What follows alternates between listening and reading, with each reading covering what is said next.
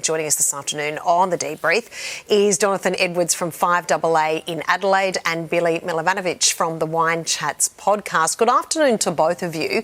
Jono, I'll start with you. What do you think is behind this increased support for One Nation? Yeah, look, it's really interesting. I think what's happening is a lot of One Nation's policies are really relating to, I guess, working class Australia. The big major parties seem to have forgotten about the struggles that everyone's going through.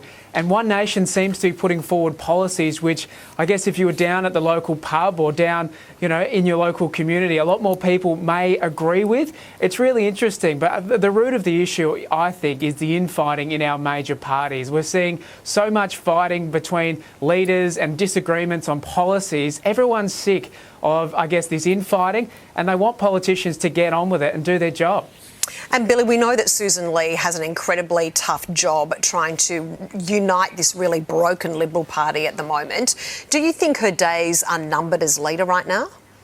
Look, I really hope that they're not. It could not have been an easy gig to step into, the shoes after Peter Dutton. She's the first female leader that the party has had. I think we need to give her a little bit of time. It's only really been a few months. She's really come into a very dysfunctional group of people here.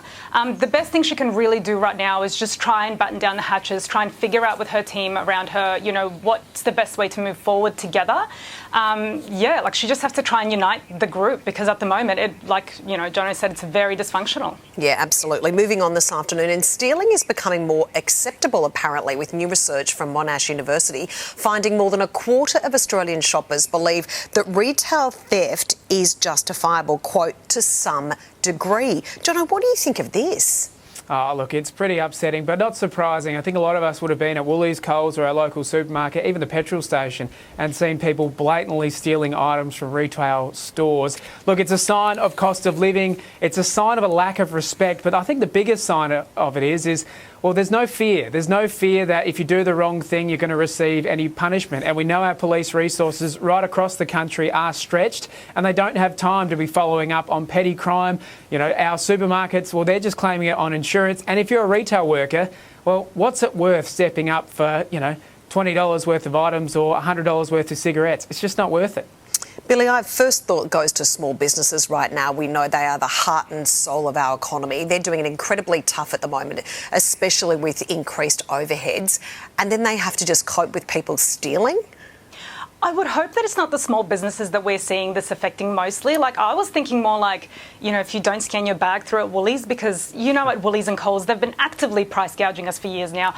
Not to say that it's okay to steal, but I'm just saying something like that would I see more. I understand why people would do it, but the small businesses, that would be heartbreaking for me. That's really, it's not on. It's, we now know how much it takes for a small business to be able to be run, and it would actually really break my heart to see that people are stealing from those types of places. But if it's a bigger company where you're already seeing that they have so many, such huge profit margins, I'm thinking that that's probably where maybe some of this could be directed to rather than the smaller businesses, if you know what I mean. And finally this afternoon, a TikTok famous father has faced some pretty serious backlash for letting his 10-year-old daughter buy herself crop tops and mesh clothing for her birthday. Take a listen. What on earth? What is that? Where is the rest of it? Okay, so this is the matching top that goes with this, but I believe it's a swimsuit because it's got matching swimmers that go with it.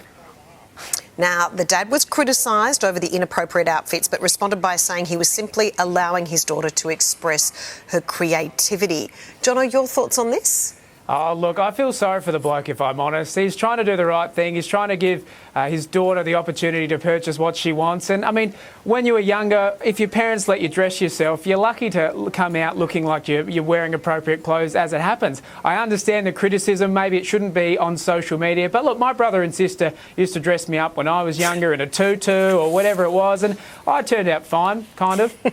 Billi? Look, my daughter's at this age, so to me this is sort of on point in what's happening in parenthood right now. I absolutely agree, like Jono said, like let the kid buy what she wants, it's her birthday, that's cool. But there are things that I wouldn't let my daughter wear outside of the house. There are clothes that we wear inside that are crop tops that are really kind of show clothes, if you will, where they will perform in front of the mirror and put on music to dance to. But it's certainly not clothing that I would let them wear out. What is happening in the world today is unfortunate, but I think the best way we can protect our children is by teaching them what's age appropriate, what's not. They will have their whole lives to be able to wear those types of clothing. They'll be teenagers, they'll be 20s, 30s, hopefully. And, they've got time to dress like that. I think for the moment, while they're still young, I think best to keep those clothes indoors, and then anything else out should be really just age appropriate. Billi and Jono, we appreciate you joining us this afternoon. Thank you so much. Thank you. Thanks, Tash.